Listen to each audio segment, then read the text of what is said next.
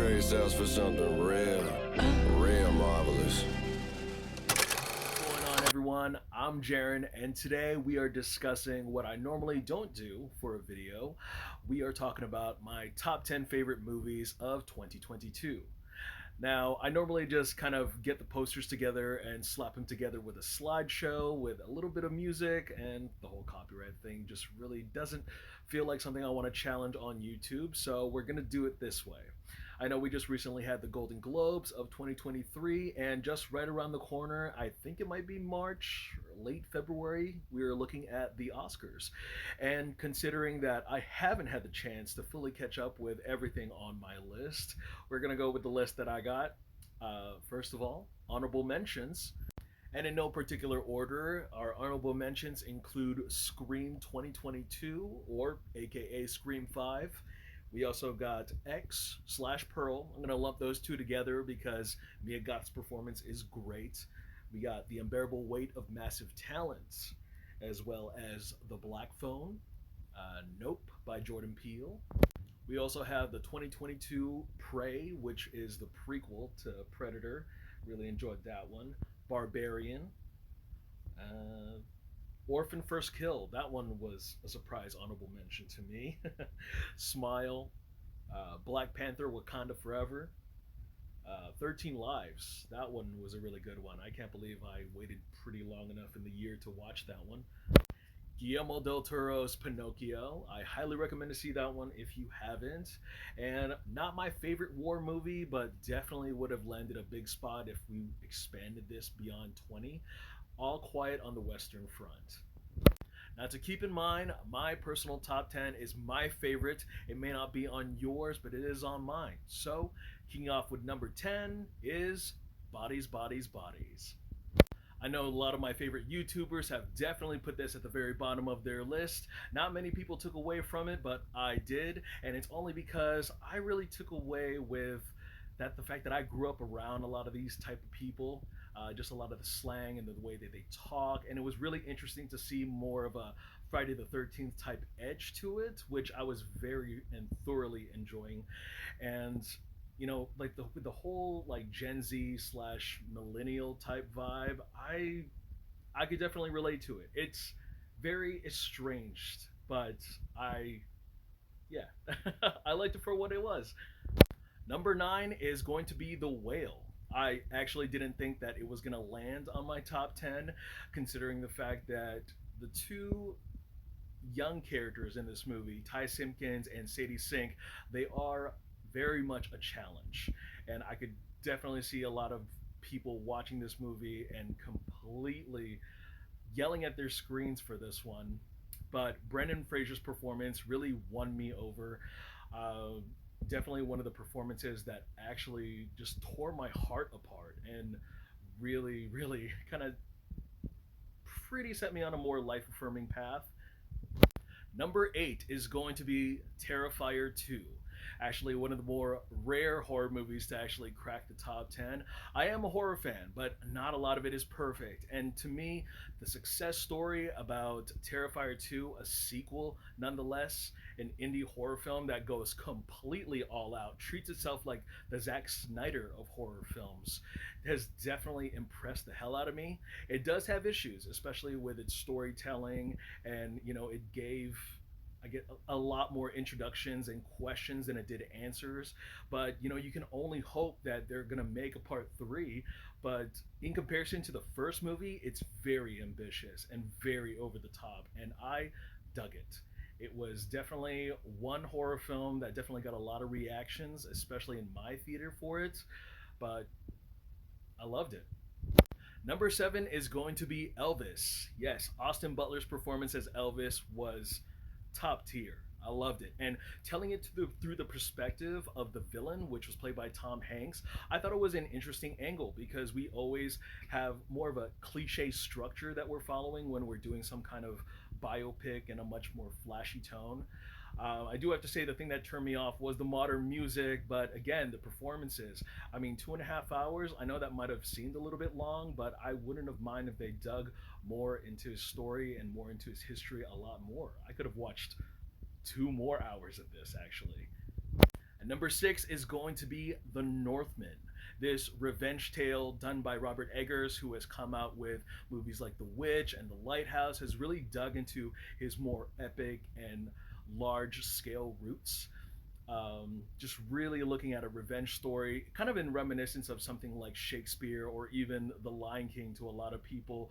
Like they take this revenge story and they really go at a different angle from it, a much different approach, and it is really, how do I say, kind of folklore and a lot of this just epicness, very subtle, and it just really blows up all in the end, and just it's gonna be strange. It's gonna be a strange flavor to a lot of people, but I really admire just how much achievement it's kind of overcome, especially with its star power.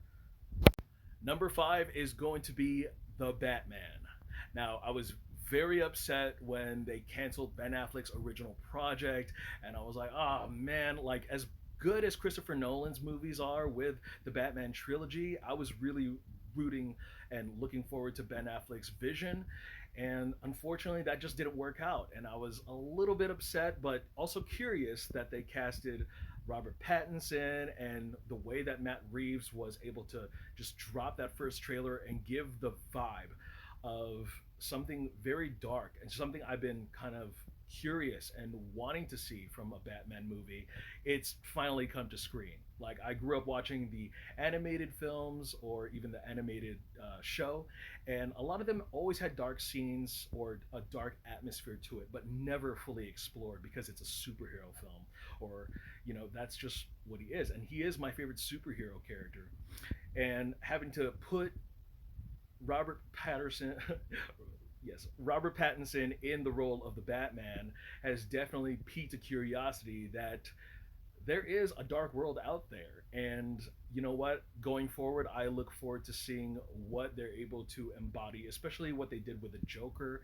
And as well as the Riddler. Like, I'm curious to see what they're going to do next and what villain they're going to tackle. Number four is going to be The Menu. Now, I really love when it comes to movies about like the food industry. I did culinary for like 3 years, and just so having to see a more satirical side where the comedy is a tad bit dry, but also gives like the middle finger to all these people who treat the culinary and the food industry just with such propaganda and such ridiculousness that it just broke all the rules, and it really just laid out all its colors on the table. And just the way this movie transpires and executes it kind of invites a lot of people, whether you're a horror fan or just go in for the comedy. It really brings all of those audience members together and really kind of executes and delivers something rather powerful, and at the same time just something for everyone to enjoy. Number three is going to be Top Gun Maverick. Yeah, I was not looking forward to this movie at all. I wasn't understanding why they decided to delay the release of this film. I saw the first one once. Only seen it once. I have no nostalgia for it. As far as being a Tom Cruise fan, I like all his Mission Impossible stuff. Only. And when it came to Top Gun, I was just like, okay, they're gonna make a sequel for it. I'm probably gonna see it because my dad. But I put it off for so long that I kept hearing so much rave reviews about it, and just kept seeing the trailers that continuously just dished out over the last years, especially during the pandemic. I mean, they had as much trailers as Morbius, but finally getting to sit down and watch this movie, I was completely blown away at how thoroughly entertaining it was, even though it was an easier story and might have had a few kind of draws and influences of the first one beat by beat. It was it was just incredible. It felt like an event. And this is the kind of movies that you just kind of get together with a lot of your friends, your family, your loved ones, and it's just amazing at how this movie speaks to everyone, on especially on an emotional level or even on an action level. The things that they had to do behind the scenes to achieve a film like this, just a grand spectacle. And you know that Tom Cruise is making movies for the big screen. This is just one thing that you just can't get from streaming. Number two is going to be something that you're going to love or you're going to hate it. Babylon. Now, I heard a lot of mixed things. Didn't see that a lot of people reviewed it over the winter break or the holidays. So I went in, the movie was 3 hours long, and I was just going on the merits of the fact that I'm a big fan of Damien Chazelle. He's done phenomenally with Whiplash and La La Land, and he's even got the guy who's done a lot of the music for his movies, as well Justin Hurwitz. He won the Golden Globes for this one. I mean, he's even done music for like The Greatest Showman, and I love that movie.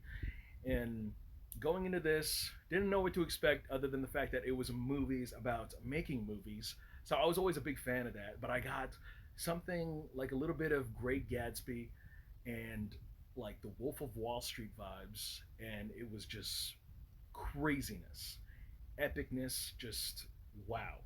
I mean, the first 30 minutes really just a lot of things that are going to make people walk out of the theater. If you can get through that, you can get through everything else because it's just partying and a lot of sex and drug use and all that kind of stuff. Just what they did in Hollywood back in like 100 years ago. And then majority of the movie is just like them behind the scenes making movies of what it was like and then transpiring into the era of adding sound and seeing if these actors could still act while having actual dialogue throughout the entire movie. And I just love that. I love the whole thing about the downfalls and just the rise of all these people who worked in the film industry. And it really spoke to me. And the final third act, the ending, was just one of the most powerful things that I've ever seen on screen. Like I was so completely moved, and I don't want to give that part away, but it definitely involves a movie theater and people sitting in it in a bunch of images, and I highly recommend you check it out, regardless of the first 30 minutes. Trust me, if you can get past that. All right, here we are at the number one movie of the year, Everything Everywhere All at Once.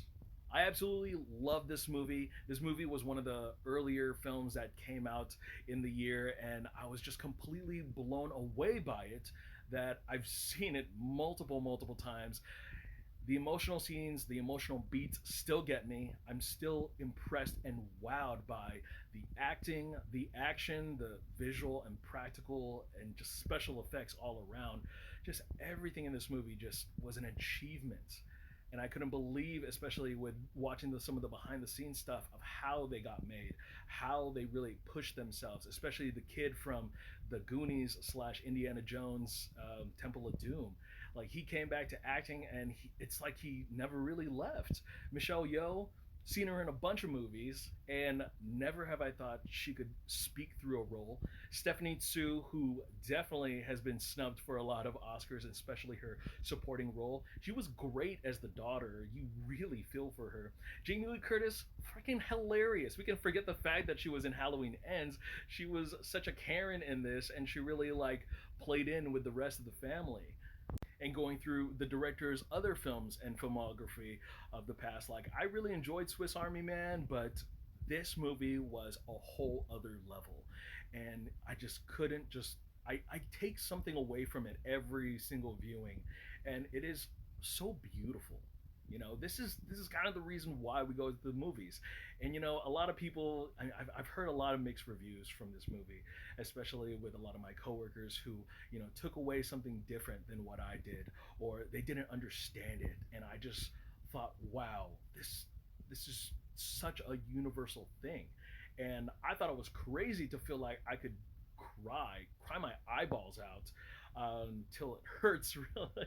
Like I was to the point where I was crying through my whole upper shirt, and then when the lights came on, I ran to the bathroom and I just had to wash my face off. And then I was like, can it really do that again?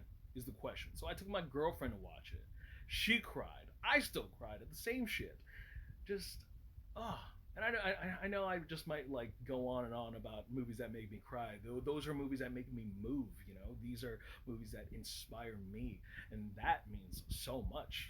You know, it is not going to be everyone's cup of tea, but it is recognized, especially not just by the Golden Globes, but especially for the upcoming Oscar predictions.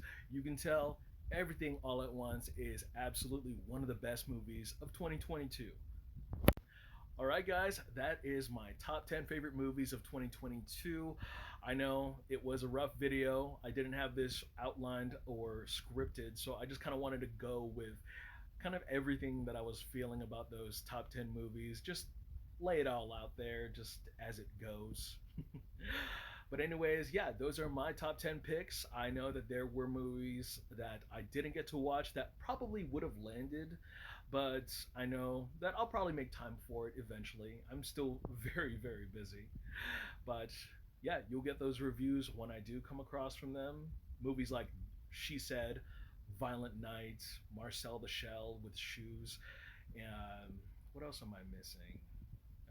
The Fablemans, Glass Onion, for example. Those movies I definitely still gotta check out, but you'll see it when I talk about it. All right, guys. Thank you guys again so much for watching. I'm Jaren Agbanawag. Look forward to upcoming reviews of 2023, and I will see you guys at the movies. Take care. I'm that guy. I don't even drip, I scuba dive. I don't want it unless it's super size.